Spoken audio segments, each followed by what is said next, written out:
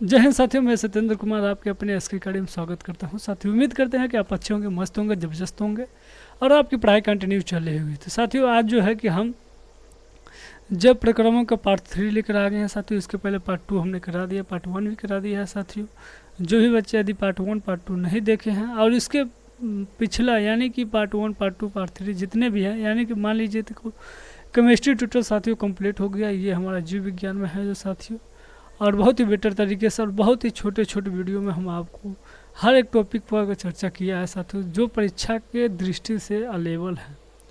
तो साथियों, उम्मीद करेंगे कि आज का जो सेशन है ये बहुत ही शानदार रहेगा साथियों। आप बच्चे एक दूसरे से जुड़ना ना भूलें, क्योंकि एक दूसरे को जुड़ने से ही एक दूसरे से क्या होता है कि कोई ना कोई ज्ञान मिलता है साथियों। कभी भी ज्ञान अकेले में नहीं प्राप्त किया जा सकता।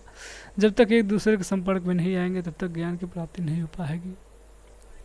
तो यह है, शिक्षा एक ऐसा मार्गदर्शक है साथियों, क्योंकि जब तक आप एक दूसरे से डिस्कशन नहीं करेंगे, एक दूसरे से बातें नहीं करेंगे, एक दूसरे से क्वेश्चन नहीं करेंगे, तब तक आपको हो सकता है कि क्वेश्चन न याद हो। तो क्वेश्चन को याद करना बहुत ही ज़रूरी है साथियों। तो इसी के क्रम में चलते हम अपने इथिप चलते हैं। तो ये है साथियों हमारा फर्स्ट जो क्वेश्चन है, यानी कि आज हम पढ़ेंगे साथियों शोषण के बारे में। शोषण क्या होता है, शोषण की प्रक्रिया क्या है, शोषण के कौन कौन मार्गदर्शक है, कौन सा जीव कैसे सांस लेता है और कौन कैसे लेता है, हम लोग कैसे सांस लेते हैं, टोटल इसके बारे में आज डिस्कशन हम करेंगे साथियों। तो फर्स्ट ये जो आपको फिगर दिख रहा है, बहुत ही ये एनसीईआरटी बुक का ही फिगर है एक तरह से मान लिया जाए, क्योंकि ये यहाँ से क्वेश्चन बिल्कुल डायरेक्ट बन जाए।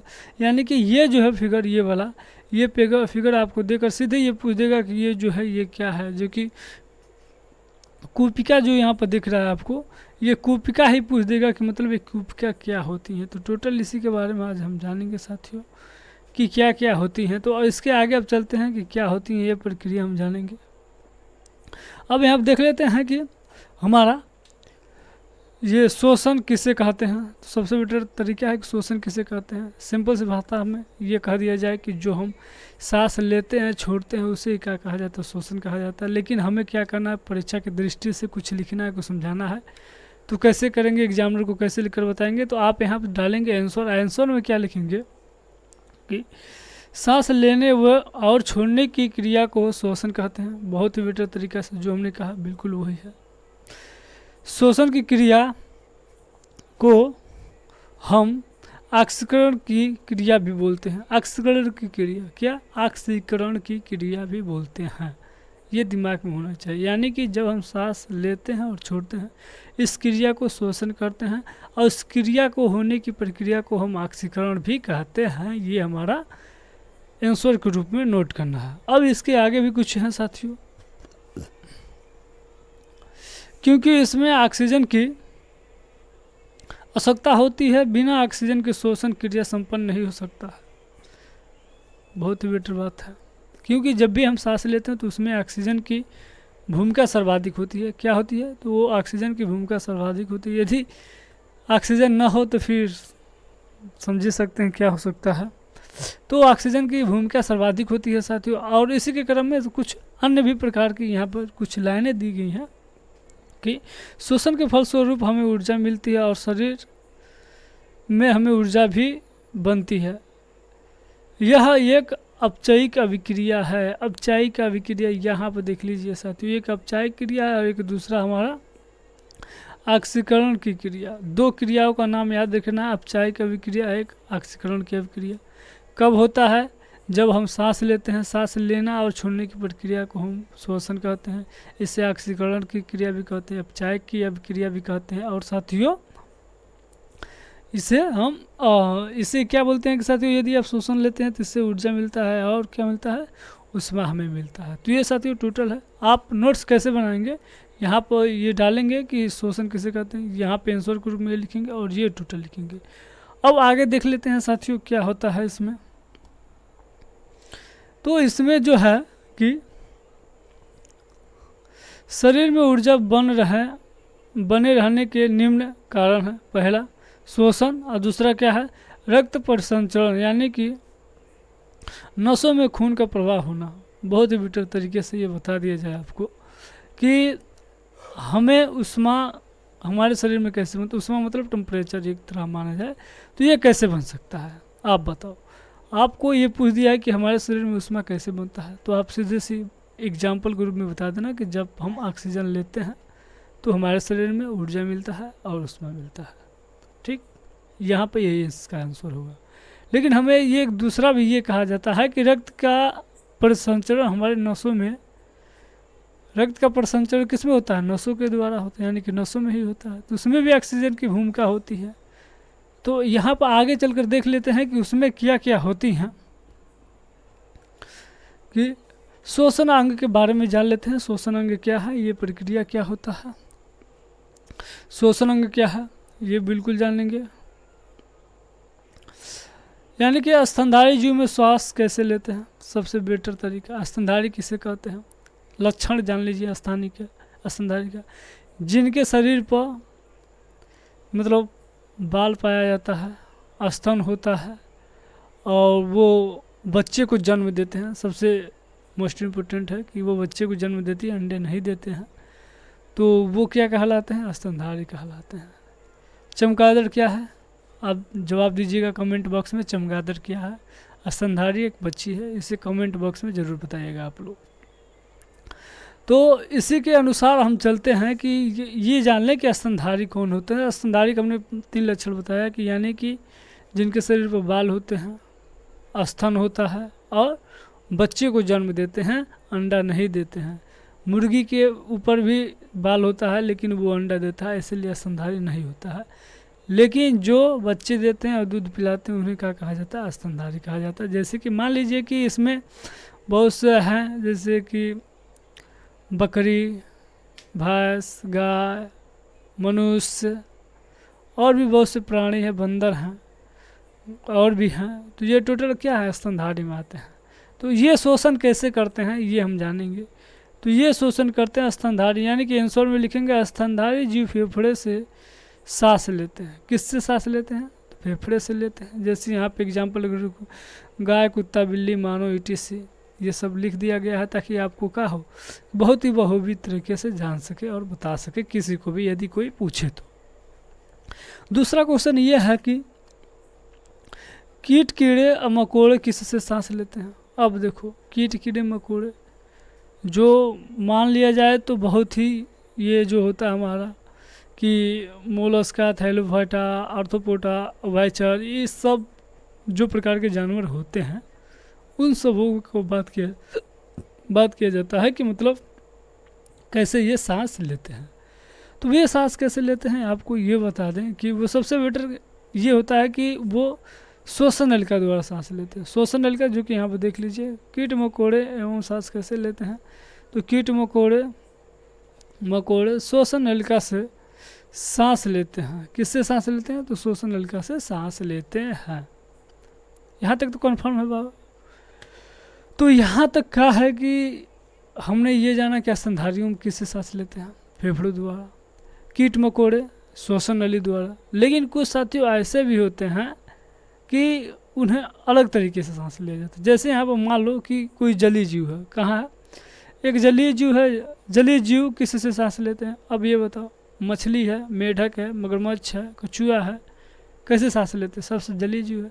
लेकिन कुछ उभयचर भी होते हैं, तो उभयचर और जलीय जीव अक्सर में तो करके वो जली में ही पाए जाते हैं। कछुआ भी जली ही होता है, बहुत रेयर केस में क्या होता है कि ऊपर आ जाता है।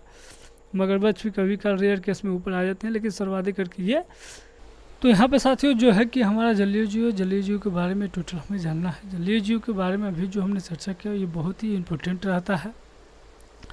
और इसमें जो है कि जलीय जीव में यानी कि गिल्स, क्लोम या गलफरे से सांस लेते हैं, ये आपको ध्यान में रखना है। जलीय जीव गिल्स, ग्लोम और या फिर गलफरे से सांस लेती हैं, ये आपको याद रखना है। मेढक 3 तरह से सांस लेते हैं, कौन कौन से लेते हैं ये हम देख लेते हैं कि कौन कौन से लेते हैं। तो ये हमारा है कि मतलब 3 तरह से कौन कौन से। पहला जो है यानी कि मेढक जब बच्चा यानी कि टेडपोल क्या होता है, टेडपोल में रहता है तब गिल्स के द्वारा सांस लेता है। गिल्स से कब लिया जाता है, जब वो छोटा रहता है, बच्चा रहता है तब लेता है। मतलब कि साथियों जब वो जल में होता है।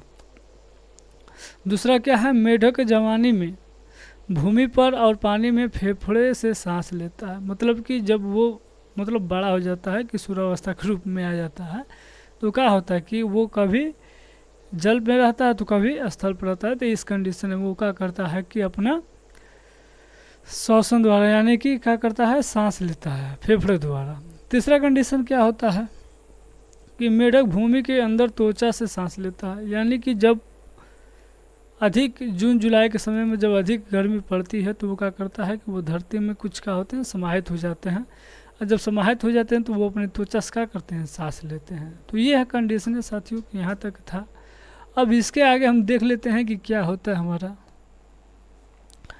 अब यहाँ पे ये देख लेते हैं, बहुत ही बेटर तरीके से ये भी बताया गया है। और ये होता है साथियों कि इसमें आपको क्या है कि स्वच्छ वास, यानी कि स्वच्छ वास क्या होता है, निश्वसन एवं निश्वास की प्रक्रिया को श्वास कहते हैं। इसमें कंडीशन क्या है, जैसे निश्वासन और निश्वासन, यानी कि इसका मतलब ये हुआ कि जो हम सांस लेते हैं, और इसका मतलब ये होता है कि जो हम सांस छोड़ते हैं।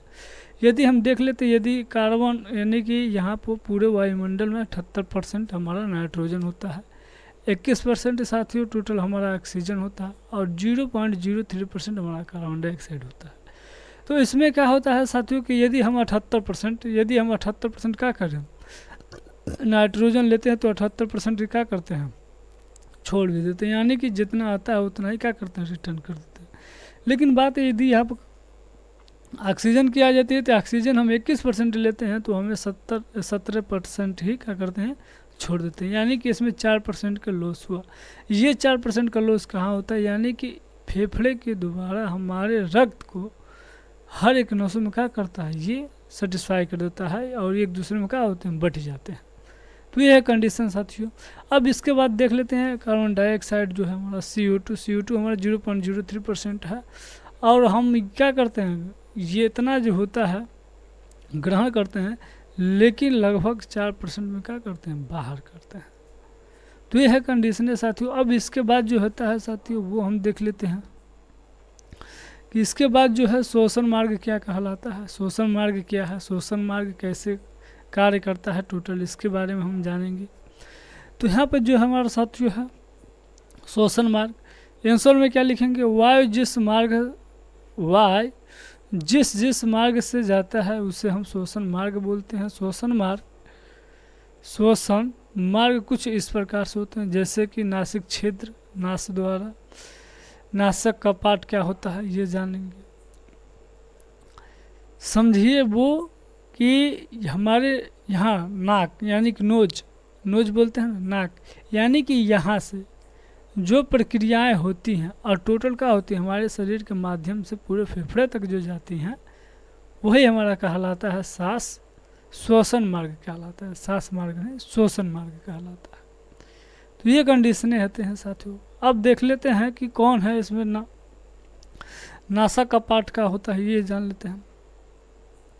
नासा का पार्ट में चिपचिपा पदार्थ पाया जाता है। क्या पाया जाता है, नासा का पार्ट में चिपचिपा पदार्थ पाया जाता है। यानी कि यहाँ तक तो हो गया। अब दूसरा कंडीशन क्या है, जिसे म्यूकस कहते हैं, जो धूल कण को चिपका लेता है, जो धूल कण को चिपका लेता है, फिर उसे धूल कण को 5 से 6 दिन यहाँ छूट गया है, दिन बाद उसे नेकुटी के रूप में निकाल दिया जाता है। तो ये सभी लोग आप समझ सकते हैं। यानी कि जो हमारा नाक होता है, इसके जस्ट ऊपर यानी कि जो फर्स्ट वाला हिस्सा होता है, यहाँ पर नाकों में भी बाल वगैरह पाए जाते हैं। तो वो क्या करता है, धूल कण जो होता है उसे रोकने की कार्य करता है। यदि इसके बाद नहीं रुका तो इसके ऊपर जो होता है हमारा यहाँ पर नासा का पार्ट जो होता है यहाँ पर, तो ये हमारा क्या करता है, कुछ यहाँ चिपचिपा बोले हैं ना, चिपचिपा पदार्थ पाया जाता है जिससे हम म्यूकस बोलते हैं। वही क्या करता है, टोटल जो कण जाते हैं उसे आपस में मतलब कि खींचकर उसे बैठा लेता है, और अंदर जो होता है पूरा फिल्टर ऑक्सीजन जाता है। फिर भी वो जाकर अंदर क्या करता है, फेफड़े में फिल्टर करके हमारे शरीर में मतलब कि ट्रांसफ़र कर देता है। तो ये प्रक्रिया होती हैं साथियों। और ये लगभग 5 से 6 दिन बाद होता है। अब इसके बाद जो होता है साथियों वो हम देख लेते हैं कि ग्रसनी क्या होता है। ये बहुत ही इम्पोर्टेंट है। ग्रसनी हलक यानी कि जब आप अपना जो मुख होता है, मुख को ओपन करते हैं तो ये कंडीशन होता है, यदि आप अपना ये नाक मतलब मोड़ ले, नाक यदि आप मोड़ लेते हैं फिर भी हम सांस ले सकते हैं। कहाँ से लेते हैं? मुख से।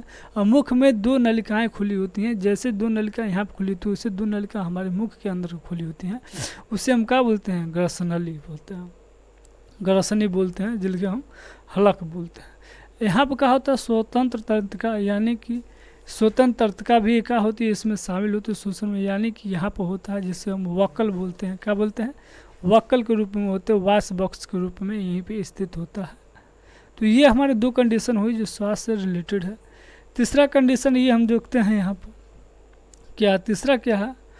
ब्रोन लाइक। क्या है? ब्रोनो लाइक ब्रोनोकाई है, ब्रोनोकाई है साथियों, लाइक नहीं, ब्रोनोकाई है। और ब्रोनोकाई के कार्य क्या होता है? यहाँ पर देख लीजिए ब्रोनोकाई ये होता है श्वसन नलिका। ये जो श्वसन नलिका है इस साइड से देख लेते हैं, यानी कि ये हमारा जो है श्वसन नलिका, इस श्वसन नलिका को क्या बोलते हैं हम? यहाँ पे देखो श्वसन नलिका है ना, श्वसन नलिका यानी कि यह है, यहाँ से जो पार्ट ये 2 भागों में डिवाइड होता है, जो 2 भागों में डिवाइड कर रहा है, इससे हम बोलते हैं ब्रोनकाई। क्या बोलते हैं? ब्रोनोकाई। अब इसके बाद ठीक जो होता है इसके नीचे हमारा आ जाता है, यानी कि ब्रोनोलाइकस। क्या बोलते हैं? ब्रोनोलाइकस का कार्य क्या होता है कि जब हमारा जो ना हो ब्रोनोकाई जो होता है, ब्रोनोकाई से ब्रोनोलाइकस में डिवाइड हो जाता है, तो ये फेफड़े के अनेक पार्ट में स्थित होते हैं, वहाँ पर पहुँच जाता है। लेकिन वहाँ से भी एक है एल्वेलिया। क्या है? एल्वेली जो है, जिससे हम क्या बोलते हैं? वायु कोष्ठक, यानी कि फेफड़े का सबसे लास्ट सीमा होता है एल्वेली, और ये हमारा जो तो वॉइस बॉक्स होता है और वायु कोष्ठक होता है। और यहाँ से ब्लड जो होता है, ब्लड को ये क्या करता है? ट्रांसफ़र करता है। ब्लड सारे कोशिकाओं को ट्रांसफ़र करता है, और कोशिका में क्या होता है? माइक्रोकांडिया होता है। तो ये है साथियों कुछ कंडीशन है कि हमारे शरीर को श्वसन इस प्रकार से कार्य करता है। और इसके बाद देख लेते हैं कि अब यही पर हमारा क्लास एंड होता है साथियों, क्योंकि यहाँ तक जो है हमारा बहुत ही छोटा क्लास रहा साथियों, और छोटा क्लास हम बार बार लेके आते हैं, छोटे क्लास में ज़्यादा ज्ञान देने का प्रयास करते हैं साथियों। तो बस आज के लिए इतना ही। जय हिंद, जय भारत, जय मां सरस्वती।